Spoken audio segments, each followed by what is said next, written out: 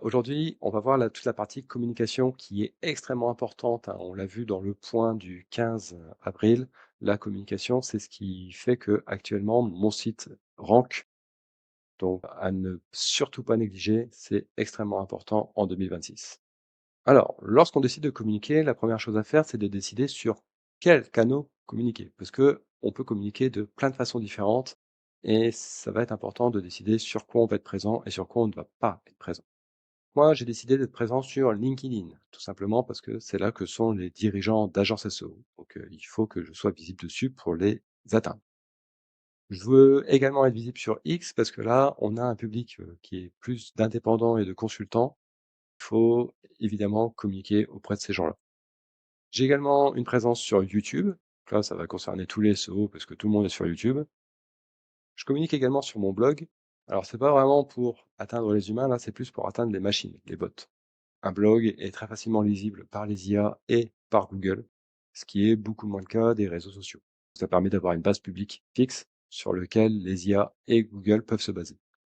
Et enfin, je vais également communiquer via ma newsletter sur lequel je vais proposer mes vidéos.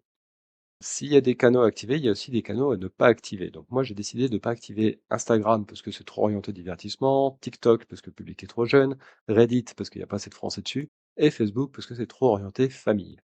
C'est important de décider de ne pas être présent sur certains canaux. On ne peut pas être visible partout. Évidemment, chaque canal requiert de l'énergie. Plus vous concentrerez les canaux et plus vous pourrez avoir d'impact sur ces canaux-là. Donc il ne faut pas hésiter à sacrifier des canaux sur lesquels vous pensez que ça ne vaut pas le coup d'être présent. Concentrez-vous sur là où est votre public. Je communique sur la base de petites vidéos qui font entre 3 et 8 minutes, typiquement celle que vous êtes en train de regarder. Cette vidéo, je la publie sur LinkedIn, sur X, sur YouTube. Et la vidéo de YouTube, je la partage également, sur mon blog et dans ma newsletter. Alors sur LinkedIn, j'ai créé une page dédiée à Pro de la visibilité, notamment pour l'EEAT. Donc ça me permet d'avoir, plus d'autorité auprès de Google. Néanmoins, cette page ne sera pas du tout exploitée parce que LinkedIn fait que les pages ont moins de visibilité que les comptes perso. Donc du coup, pour communiquer sur le projet Pro de la visibilité, je ne vais pas utiliser la page Pro de visibilité, je vais utiliser mon profil François Tréca.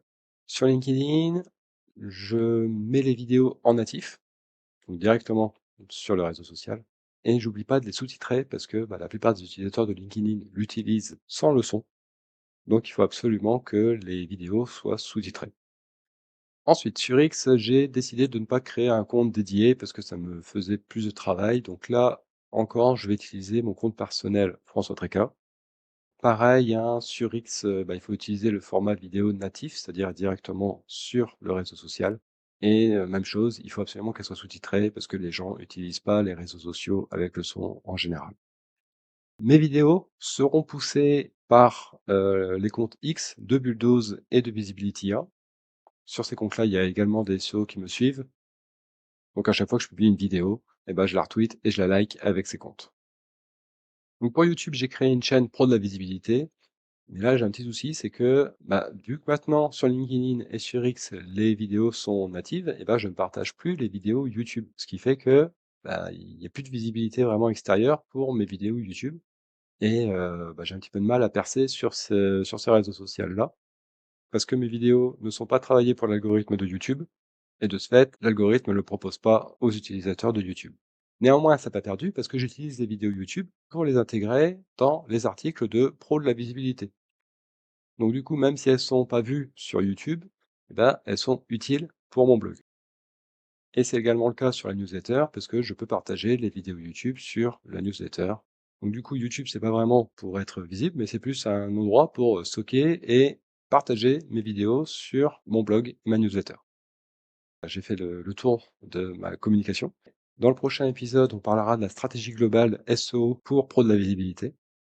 Je vous remercie de votre attention et je vous dis à la prochaine. Salut.